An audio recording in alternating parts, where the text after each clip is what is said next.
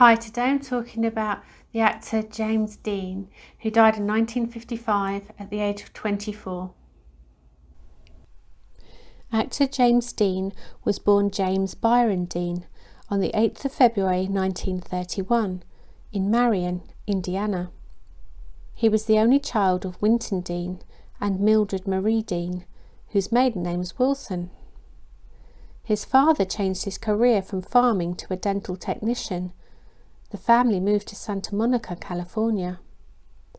James's mother died at the age of 29 in 1940 from uterine cancer when James was only 9 years old. James's father sent him to live with his sister, James's aunt, Hortense, and her husband, James's uncle, Marcus Winslow, on their farm in Fairmount, Indiana. They raised him in the Quaker faith. He knocked out his 2 front teeth when he was a child, when he was swinging on a trapeze in the farm's barn. So his front teeth were false. James's father remarried in 1940. His stepmother was Ethel May Dean, whose maiden name was Cass. He was a bright student and played basketball and baseball. He excelled at pole vault and broke the county record, and thereby setting a new record while at high school. After he graduated from Fairmount High School, he moved back to California to live with his father and stepmother with his dog Max. James enrolled in Santa Monica College to study pre-law, but he transferred to the University of California to study drama. When he was at the university, he was chosen to portray Malcolm in Macbeth. He continued to act and decided to drop out of university to pursue an acting career. His television debut was for a Pepsi commercial. He won theatre roles and small parts on television shows and in films. While working at CBS Studios as a parking lot attendant, James met Rogers Brackett, who was a radio director for an advertising agency. He became his mentor, and this led to more stage work and television work. He was lucky enough to get a place in the renowned Lee Strasberg's Actors Studio in New York, where he studied method acting. More roles followed, and then he was cast as Bashir, a homosexual Arab houseboy, in the play The Moralist. His breakthrough was when he won the role of Cal Trask in the movie East of Eden. Director Alia Kazan was casting the movie. It was the screenwriter of the movie, Paul Osborne, who suggested James for the role. Here is Julie Harris and James in the movie. In the 1956 Academy Awards ceremony, James received a posthumous nomination for Best Actor in a Leading Role for his work on the film. It was the first official posthumous acting nomination in the Oscars history. It was the only film of the 3 major films he made that he saw released in his lifetime. Ernest Borgnine won the Oscar for his role in the movie Marty. Here he is receiving his Oscar from Grace Kelly.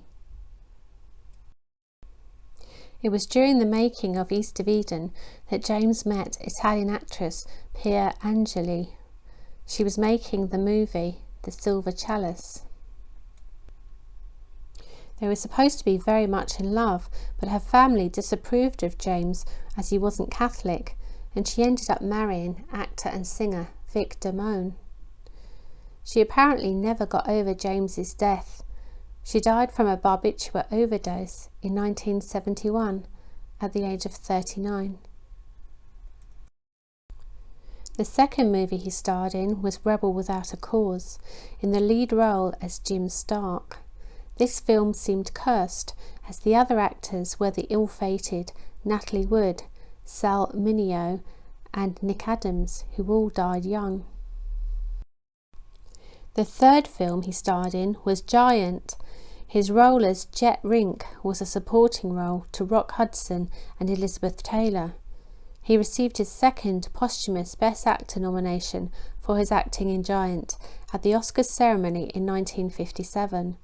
He is the only actor who has received 2 posthumous acting nominations. Yul Brynner won the Oscar for his role as the King in the movie The King and I. In 1955, James took up motor racing. He had success in winning some races at Palm Springs and Bakersfield in his Porsche 356 Speedster. After he'd completed his scenes in Giant, he took up the sport again. He traded in his Porsche Speedster for a Porsche 550 Spider and was due to compete in a racing event in Salinas, California, over the weekend of Saturday the 1st of October and Sunday the 2nd of October 1955.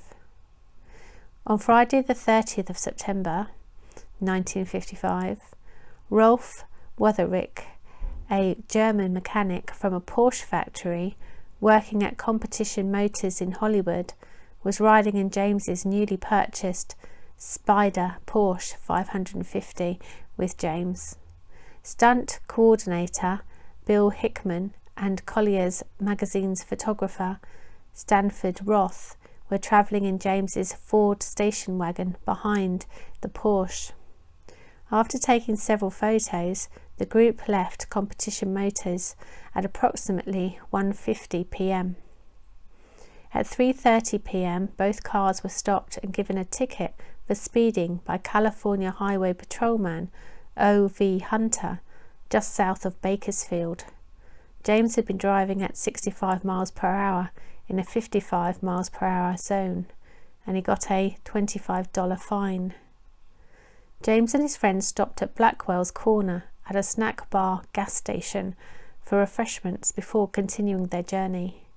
Here is Lee Raskin's book, James Dean on the Road to Salinas. Lee gave me the permission to use this photo.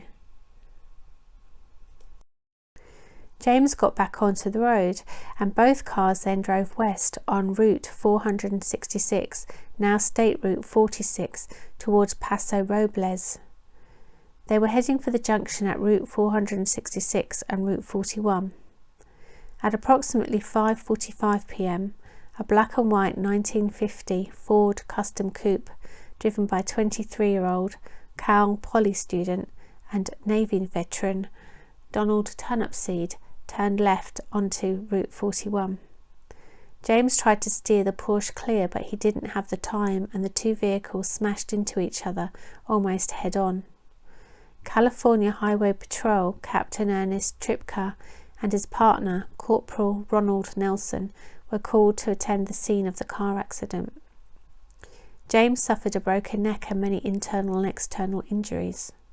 Rolf had been thrown from the car and was lying on the road. They were taken in the same ambulance to the Paso Robles War Memorial Hospital, which was 28 miles or 45 kilometers away. James was pronounced dead on arrival at 6:20 p.m. Rolf suffered a broken jaw and injuries to his hip and leg. Donald Turnupseed only received minor injuries.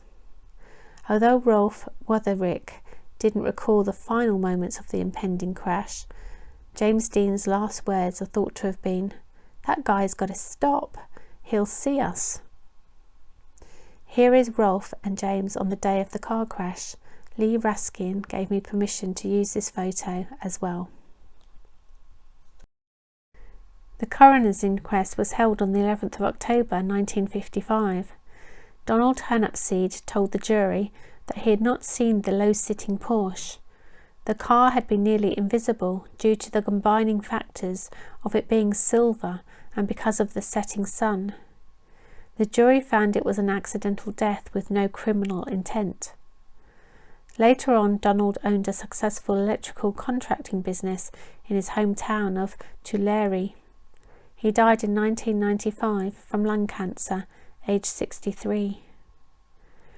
Rolf Wotherich suffered from depression and had thoughts of killing himself, and he became an alcoholic. He continued to work for Porsche during the 1970s and was eventually fired for being argumentative. Rolf died just like James Dean in a car crash when he smashed into a residence in Kupferzell in West Germany in July 1981 while intoxicated. He died at the scene, aged 53 years old. Here is where James's car crash took place. While he was filming his final movie, Giant, James filmed a short public service announcement for road safety. He talked about the dangers of speeding on a highway. Instead of saying the phrase, "The life you save may be your own," James changed it to, "The life you might save might be mine." James's funeral was on the 8th of October 1955 at the Fairmount Friends Church in Fairmount, Indiana. Thousands of fans were outside. He was buried in Park Cemetery, Fairmount, Indiana, less than a mile from where he grew up. There is a James Dean Festival that is held in Fairmount on the first full weekend in September every year, which includes a street fair, a car show and vendor booths. The car was nicknamed, because it's YouTube I'm going to spell it out, it was nicknamed Little Bastard by James, and he even had that painted on the back of it. Parts were taken from the car after the crash, but the main body of the car mysteriously disappeared in 1960. He was only 24, what a tragedy it was. If you like this video, please like, share, subscribe, press the notification bell, and I'll see you in the next one. Bye!